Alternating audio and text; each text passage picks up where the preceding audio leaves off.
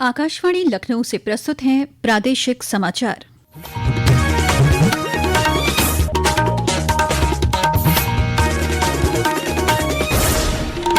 मुख्य समाचार। मुख्यमंत्री योगी आदित्यनाथ ने गोरखपुर में 757 करोड़ रुपए से अधिक लागत वाली 24 विकास परियोजनाओं का किया लोकार्पण और शिलान्यास। कुशीनगर को दी 525 करोड़ रुपए की विकास परियोजनाओं की सौगात। अयोध्या में आज हुई श्री राम मंदिर निर्माण समिति की बैठक। 30 जुलाई तक सभी प्रमुख निर्माण कार्य पूरे करने का लक्ष्य। समिति अध्यक्ष नृपेंद्र मिश्रा ने चढ़ावा गबन मामले पर कहा, भविष्य में नहीं होगी ऐसी पुनरावृत्ति। राज्य में कल मनाया जाएगा पौधरोपण अभियान। एक दिन में लगाए जाएंगे 35 करोड़ पौधे। और प्रदेश में कई जनपदों में भारी बारिश से जनजीवन प्रभावित। मौसम विभाग ने अगले 3 दिनों तक पूर्वी उत्तर प्रदेश के लिए जारी की भारी वर्षा की चेतावनी। नमस्कार, प्रदेश के समाचारों के साथ मैं मोनिका चौहान और अब समाचार विस्तार से। मुख्यमंत्री योगी आदित्यनाथ ने आज गोरखपुर के पिपराइच विधानसभा क्षेत्र में 757 करोड़ रुपए से अधिक लागत वाली 24 विकास परियोजनाओं का लोकार्पण और शिलान्यास किया। इस दौरान उन्होंने विभिन्न सरकारी योजनाओं के लाभार्थियों को प्रमाण पत्र वितरित किए। इस अवसर पर जनसभा को संबोधित करते हुए उन्होंने कहा कि इन परियोजनाओं से क्षेत्र में विकास होगा और युवाओं के लिए रोजगार के अवसरों में वृद्धि होगी। उन्होंने कहा कि बेहतर कनेक्टिविटी से प्रगति होगी और इससे देश में समृद्धि आएगी। स्पीड जितनी अच्छी होती है कनेक्टिविटी के लिए, प्रगति उतनी ही तेज होगी और प्रगति होगी तो स्वाभाविक रूप से व्यक्ति की भी, समाज की भी और देश की भी समृद्धि होगी। समृद्धि होगी तो खुशहाली होगी। मुख्यमंत्री योगी आदित्यनाथ ने आज कुशीनगर जिले के रामकोला विकास खंड के टिकुआटार में आयोजित एक कार्यक्रम में कुशीनगर, रामकोला और हाटा विधानसभा क्षेत्रों की 525 करोड़ रुपए की लागत वाली 464 विभिन्न विकास परियोजनाओं का शिलान्यास और लोकार्पण किया। इस अवसर पर जनसभा को संबोधित करते हुए श्री योगी ने कहा कि डबल इंजन की सरकार आने के बाद कुशीनगर जिले की तस्वीर बदल गई है। मुख्यमंत्री ने कहा कि सरकार ने कुशीनगर को इंसेफेलाइटिस से मुक्त कर बच्चों का भविष्य सुरक्षित किया है। साथ ही मुसहर जाति के लोगों को आवास के साथ सरकारी योजनाओं का लाभ देकर जीवन को बेहतर बनाया है। श्री योगी ने कहा कि कुशीनगर भी बाकी जनपदों के साथ विकास की यात्रा में सहभागी बन रहा है। जल्द ही कुशीनगर को एयर कनेक्टिविटी के जरिए जेवर एयरपोर्ट समेत अन्य राज्यों से जोड़ा जाएगा। कुशीनगर को बेहतरीन सेवा हम देने जा रहे हैं और हम तो जेवर के साथ भी कुशीनगर को जोड़ने की तैयारी कर रहे हैं। गया के साथ जोड़ने जा रहे हैं। अच्छे और नए एयरक्राफ्ट कुशीनगर की कनेक्टिविटी को बेहतर बनाएंगे। अब हमारे कुशीनगर के नौजवानों को अपनी खेती को आधुनिकता के साथ जोड़ने के लिए इधर उधर जाने की आवश्यकता नहीं। कुशीनगर में ही हम लोग एग्रीकल्चर यूनिवर्सिटी दे चुके हैं। कृषि और प्रौद्योगिकी विश्वविद्यालय कुशीनगर में ही बन रहा है। अयोध्या में आज श्री राम मंदिर निर्माण समिति की बैठक में मंदिर निर्माण से जुड़े विभिन्न कार्यों की प्रगति की समीक्षा की गई।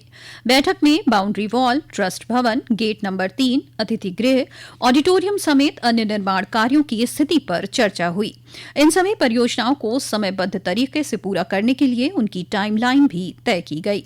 वहीं कल होने वाली बैठक में 20 दीर्घाओं वाले राम कथा संग्रहालय के तकनीकी पहलुओं और वीडियो प्रस्तुतियों पर अंतिम निर्णय लिया जाएगा। बैठक से पूर्व श्री राम मंदिर निर्माण समिति के अध्यक्ष नृपेंद्र मिश्रा ने बताया कि 30 जुलाई तक राम मंदिर के सभी प्रमुख निर्माण कार्य पूरे होने का लक्ष्य है। उन्होंने मंदिर चढ़ावा गबन मामले पर कहा कि भविष्य में ऐसी पुनरावृत्ति नहीं होगी। आने वाले दिनों में व्यवस्थाओं में सुधार होगा। यह अपने में एक तरीके का कलंक है। एक तरीके से राम मंदिर में यह घटना घट गई, इसका हम सभी को एक खेद ही नहीं, एक तरीके से हम सभी उससे छोटापन महसूस कर रहे हैं। तो यह व्यवस्था का एक प्रश्न है। व्यवस्था में सुधार होगा, मुझे पूरा विश्वास है और इस प्रकार की घटनाएं दोहराई नहीं जाएंगी। मुख्यमंत्री योगी आदित्यनाथ कल गोरखपुर से प्रदेशव्यापी पौधरोपण महायज्ञ 2026 का शुभारंभ करेंगे। श्री योगी गोरखपुर लिंक एक्सप्रेसवे के समीप और RKBK के पास ताल रिंग रोड के किनारे एक पेड़ मां के नाम अभियान के तहत पौधा लगाएंगे। पौधरोपण महाअभियान के जरिए प्रदेश सरकार ने इस बार 35 करोड़ पौधरोपण करने का लक्ष्य तय किया है। इस अवसर पर जनसभा कर वो प्रदेशवासियों से पौधरोपण महायज्ञ में हिस्सेदारी करने का आह्वान करेंगे। अभियान में प्रदेश के सभी विभाग, स्कूल, कॉलेज और संस्थान हिस्सा लेंगे। पौधरोपण महायज्ञ के शुभारंभ पर मुख्यमंत्री के साथ प्रदेश के वन और पर्यावरण मंत्री डॉ अरुण कुमार सक्सेना भी मौजूद रहेंगे।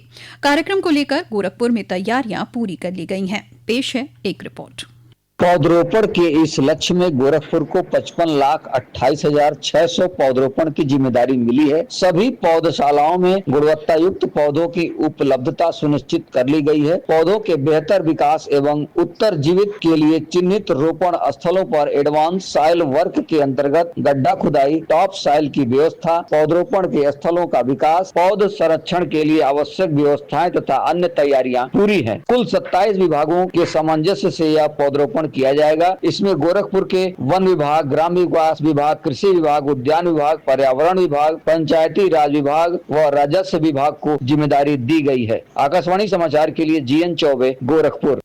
वहीं उच्च शिक्षा मंत्री योगेंद्र उपाध्याय ने कहा कि इस अभियान में उच्च शिक्षा विभाग की ओर से 20 लाख पौधों का रोपण किया जाएगा। ये समाचार आप आकाशवाणी लखनऊ से सुन रहे हैं। ताजा समाचार जानने के लिए आप हमारी वेबसाइट newsonair.gov.in पर लॉग इन कर सकते हैं। इसके साथ ही आप प्रादेशिक समाचारों का ये बुलेटिन हमारे YouTube channel news on AIR Lucknow पर भी सुन सकते हैं। रक्षा मंत्री राजनाथ सिंह सोमवार को 1 दिवसीय दौरे पर लखनऊ आएंगे। भाजपा लखनऊ महानगर अध्यक्ष आनंद द्विवेदी ने बताया कि श्री सिंह किंग जॉर्ज चिकित्सा विश्वविद्यालय KGMU के दीक्षांत समारोह में शामिल होंगे। उन्होंने बताया कि रक्षा मंत्री लखनऊ कानपुर एक्सप्रेसवे के लोकार्पण कार्यक्रम में भी शामिल होंगे। आज विश्व जनसंख्या दिवस है। प्रत्येक वर्ष 11 जुलाई को मनाया जाने वाला ये दिन बढ़ती जनसंख्या से जुड़ी चुनौतियों और अवसरों के प्रति जागरूकता बढ़ाने के लिए मनाया जाता है।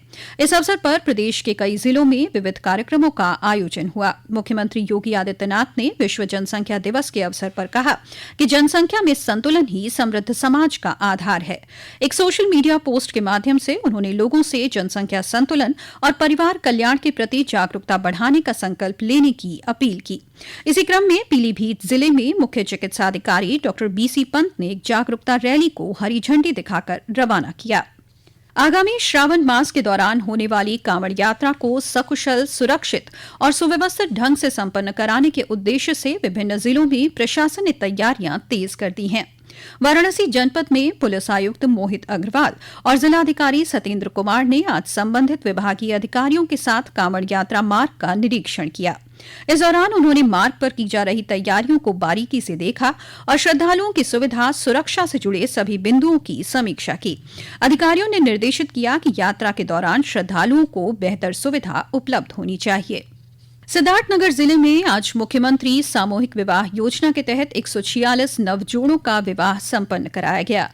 इस अवसर पर डुमरियागंज से सांसद जगदम्बिका पाल ने कहा कि सरकार जनता के सर्वांगीण विकास को सुनिश्चित करने के लिए संकल्पित है।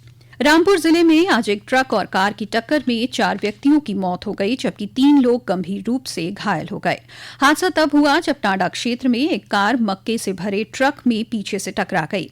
कार में 7 व्यक्ति सवार थे, जिनमें से 4 युवकों की मौके पर ही मौत हो गई। घायलों को इलाज के लिए जिला अस्पताल में भर्ती किया गया है। जौनपुर और सोनभद्र में 10 से 12 जुलाई 2026 तक आयोजित हो रही 43वीं Uttar Pradesh police Varanasi zonal badminton और टेबल टेनिस क्लस्टर प्रतियोगिता में जौनपुर पुलिस ने शानदार प्रदर्शन किया है। जौनपुर के अपर पुलिस अधीक्षक ग्रामीण आतिश कुमार ने टेबल टेनिस प्रतियोगिता में उत्कृष्ट खेल का प्रदर्शन करते हुए स्वर्ण पदक अपने नाम किया। बीते 24 घंटों में प्रदेश के कई जनपदों में हुई भारी बारिश से जनजीवन प्रभावित हो गया है। लखीमपुर खीरी के पलियाकला में शारदा नदी खतरे के निशान के करीब बह रही है। मौसम विभाग ने अगले 3 दिनों तक प्रदेश के अधिकांश जिलों में गरज चमक के साथ बौछारें पड़ने का अनुमान जताया है। और अब अंत में मुख्य समाचार एक बार फिर। मुख्यमंत्री योगी आदित्यनाथ ने गोरखपुर में 757 करोड़ रुपए से अधिक लागत वाली 24 विकास परियोजनाओं का किया लोकार्पण और शिलान्यास। कुशीनगर को दी 525 करोड़ रुपए की विकास परियोजनाओं की सौगात। अयोध्या में आज हुई श्री राम मंदिर निर्माण समिति की बैठक। 30 जुलाई तक सभी प्रमुख निर्माण कार्य पूरे करने का लक्ष्य। समिति अध्यक्ष नृपेंद्र मिश्रा ने चढ़ावा गबन मामले पर कहा, भविष्य में नहीं होगी ऐसी पुनरावृत्ति। राज्य में कल मनाया जाएगा पौधरोपण महाअभियान। एक दिन में लगाए जाएंगे 35 करोड़ पौधे। और प्रदेश के कई जनपदों में भारी बारिश से जनजीवन प्रभावित। मौसम विभाग ने अगले 3 दिनों तक पूर्वी उत्तर प्रदेश के लिए जारी की भारी बारिश की चेतावनी। इसी के साथ प्रादेशिक समाचारों का ये बुलेटिन समाप्त हुआ। अगला बुलेटिन रात 8 बजे FM पर प्रसारित किया जाएगा। नमस्कार।